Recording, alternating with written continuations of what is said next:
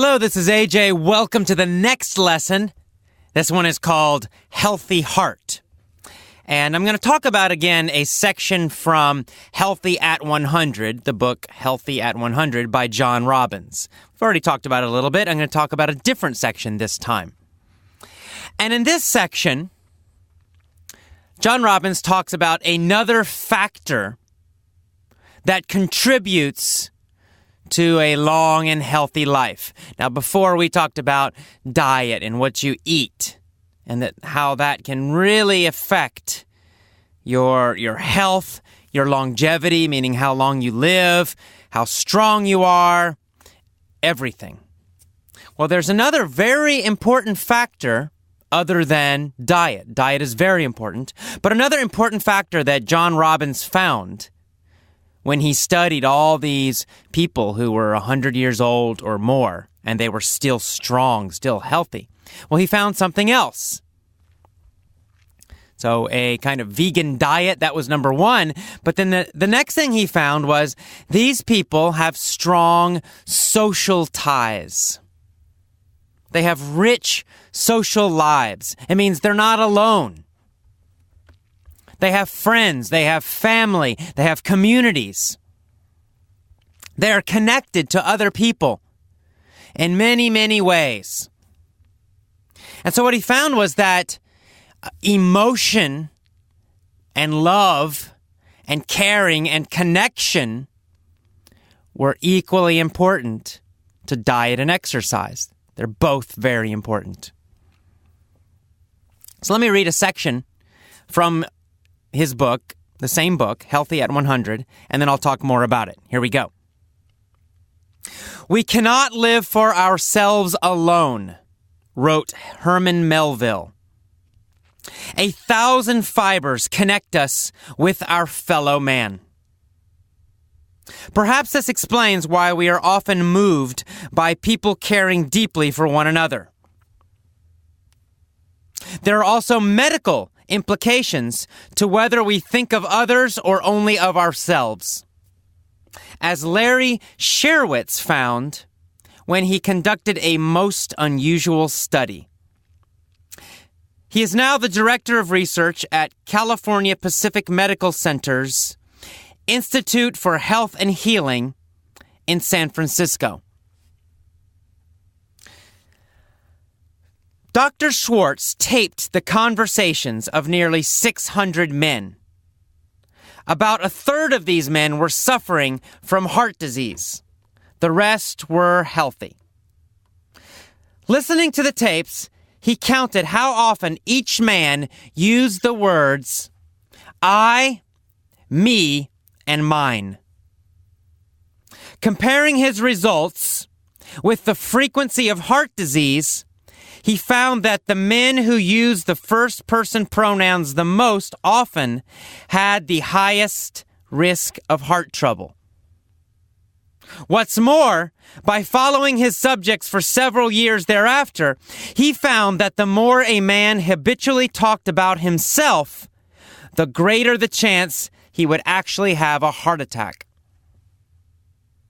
Apparently, counting the times a person said "I" was an ingenious way to quantify self-absorption. It seems that the less you open your heart to others, the more your heart suffers.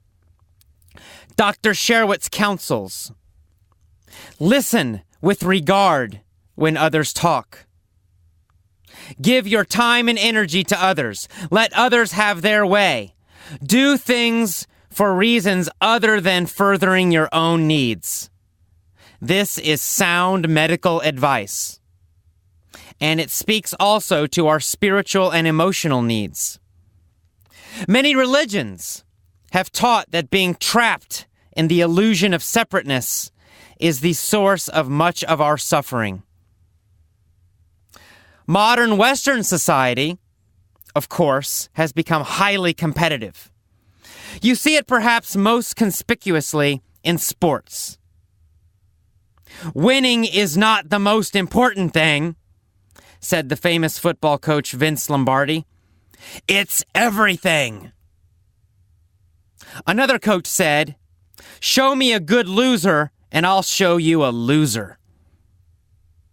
I'm sure these coaches were trying to urge their players on to greater effort and to motivate them. But when we become hyper-competitive, we may lose touch with honor, decency, and sportsmanship. And we almost always lose touch with each other. So this is quite interesting. That's a nice little section from John Robbins' book. So it's talking about the medical effects of being totally selfish or too competitive. So very competitive people, very selfish people, people who only think about themselves, they have a much higher rate of heart attacks. They live shorter lives. They're less healthy. Interesting. So the opposite is also true. People who care more about other people, who think about other people, who are connected to other people, who are more grateful and loving, they live longer and they're healthier and stronger. Pretty amazing. So maybe we should think about this and start applying this to our own lives. I know I have found this to be true in my life as well. As I have developed Effortless English, the company, I've had the opportunity to connect with more people. And in the beginning, I'll be honest, I was more focused on myself because I hated working these terrible jobs and I wanted to be free. I wanted to be free from jobs. I wanted to be free from bosses. I wanted to be free from working other people's schedules. So I was really focused on my needs. And those needs were important. And I'm happy that I started the company, and I'm happy that I solved those problems. I'm happy that I now am my own boss and that I have satisfied my own needs. Certainly that has given me happiness. But what has given me more happiness lately is that I have changed my focus because now I have met my individual needs. I'm fine. I have plenty of money. I am free. I am my own boss. I have, lots of opportunities in my life. It's great. But once that happened, I started to focus on other people because now what motivates me is connecting with other people, helping other students. I want to excite my students. I want to excite the members of the Effortless English Club. I want you to be happier. I want you to find your dreams or remember them and achieve them. I want you to meet all of your needs. I want you to be happier, healthier, more successful. The more I think about other people, the more I think about helping my friends, helping my family, helping you, the happier I become. I get more and more and more energy in my life. So when I was only thinking about myself and growing my business for myself, sure, that was motivating. It was definitely inspiring for me. But now I'm at a much higher level because now I'm thinking about other people. Now I'm connecting to other people. And it's such an incredible boost of energy. It's so much higher than before when I was just focused on myself. So I encourage you to do the same thing. Now, first, you must meet your own needs. You cannot ignore yourself. If you just try to please other people, just help other people, and you ignore yourself, then you feel empty. And you won't feel energized, and you won't feel healthier, and you won't feel stronger. So absolutely, you must take care of yourself. You must meet your own individual needs, certainly. That will give you the power and the energy then to be generous, to start thinking about other people. But that's the next step, and that's what you must do if you want to be healthy and strong and live to be 100 years old and feel great, or if you just want to be healthy and happy right now. Start thinking about other people. How can you contribute to other people also? How can you make yourself happy and yourself successful and at the same time help other people be happier, help other people be more successful. The reason I'm so excited as a teacher is because I love to see my students succeed. It gives me amazing energy to see that. Now, sometimes, for example, I've had a bad class. Maybe I come to a class and, maybe I have a bad lesson or it's a bad day for me. I don't know. Something happens and I'm teaching the lesson and I'm trying hard, but I'm looking at the students and the students are not responding. They're not learning. They're not excited. They're not having fun. And what happens to me? Well, my energy goes down. I feel terrible. Even if it's not me, maybe it's the students. Maybe they're just not motivated or they're lazy or something. I don't know. But when that happens, I feel terrible. Even if I'm making money, it doesn't matter. I feel bad because I'm not contributing to them. I'm not helping. And that really bothers me. It upsets me. I hate it. And so that's why I try so hard to have a lot of energy, to do everything I can so that my students learn and grow and succeed. Because when you succeed, I feel fantastic. It gives me so much energy, and it helps me to succeed more too. There's so much more power when you're helping other people, when you see them succeed and you know that you helped. You feel fantastic. It gives your life incredible meaning and energy and passion and health. And so that's why I want you now to think about this. Think about all the goals you have in life. Think about all the dreams you have. All these great things you want to do or be or accomplish. And look at them and then think, how can I also help other people by doing these things? If you want to be rich, great, be rich. And think about all the great things that being rich will, give to you. That's fine. But also think about, how will you help other people by being rich? How can you contribute to your friends, your family, to your community, to the world by being rich? How will you help other people also? Or your goal of learning excellent English, speaking fantastically well, being a fluent English speaker. Now, you thought a lot about strong, powerful, compelling, emotional reasons for yourself why you want to learn English, how it will help you, how it will help your life. That's great. Well, now I want you to go to the next level, the next step.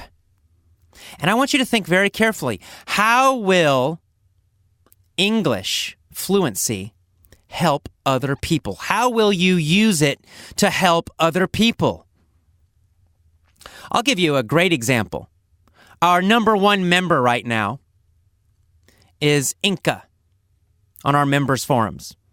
And she is fantastic. And her English is excellent. She is a fantastic student. She has gotten a lot of personal benefits from speaking English very well. For example, she wrote about a big success she had because of English, where she helped her friend and business partner get a new contract. And, they both are succeeding and their company is doing really well because Inka could communicate so well with English. So she's made more money and she's succeeding with business because of speaking English well. But here's the thing about Inka. She's not focused just on herself.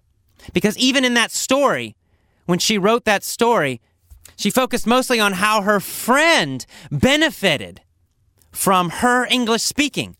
Because her friend got this great new contract for the business. And her friend is going to make more money. Her friend is going to be more successful. And that made her feel great because she helped him. Her English ability helped her friend get this new customer. Helped her friend build his business, his or her business. But that's not all. Inka constantly helps other members on the forums. She's always answering questions. Whenever somebody needs help, whenever somebody is discouraged, Inka is there giving them encouragement, giving them advice, giving them answers.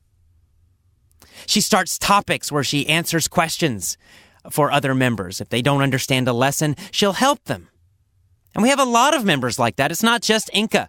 We have several members like this. They're contributing. They're helping other people. They're using their English skill to help other people be happier or more successful. They're using their English skill to help their friends improve their businesses. So they're using their English skill to contribute and connect with other people, to help other people. And that gives them tremendous power. And you can see their energy. You can see and feel their motivation because they're not just learning for themselves. They are learning for other people too. They're helping other people too. That's why they are the top members in our club. That's why their English improves so quickly. That's why they have such high motivation. So whatever your goals are in life, I hope that you will add this other level, this other step. And think about, how can I help and contribute to other people while also helping myself? And that is the end of the Healthy Heart lesson. I will see you next time. Bye-bye.